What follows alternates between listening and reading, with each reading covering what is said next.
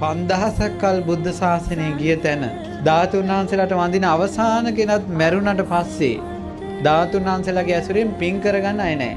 අන්න එතකොට මුළු ලංකාවෙම තියෙන ධාතුන් වහන්සේලා මේ උතුම් ස්වර්ණමාලී සෑරජාන් වහන්සේගේ මුදුනට එනවා.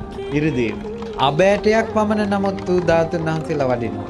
එහෙම වැඩලා මේ සෑරජානන් වහන්සේ දෙබෑ වෙලා ද්‍රෝණයක් ධාතුන් වහන්සේලා අහසට මතුවෙලා මුතු වැලක් වගේ අහසේ පේනවා. පෙනිලා මෙතන ඉඳලා නාගදීපෙට එනවා. නාගදීප සෑයේ දෙබෑ වෙලා මණික් පුටුව අහසට මතුවෙනවා.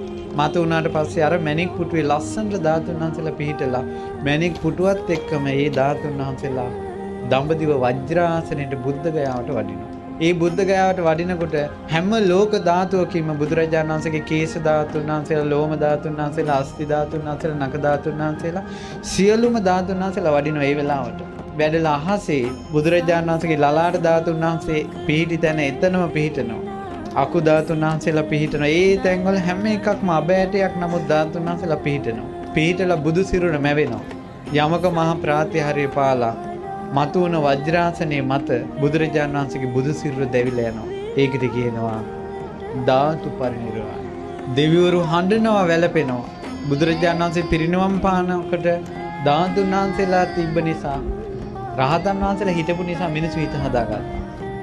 එදායින් පස්සේ තුන් ලෝකෙටම බුදු කෙනෙක්ගේ ධාතුන් වහන්සේලා නැහැ. හඬනවා, වැළපෙනවා, පෙරලෙනවා දෙවිවරු. මනුස්ස ලෝකෙ මිනිස්සු මේක දන්නේ නැහැ.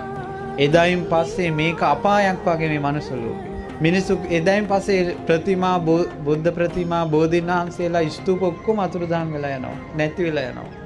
ආයෙ වඳින්න බෑ.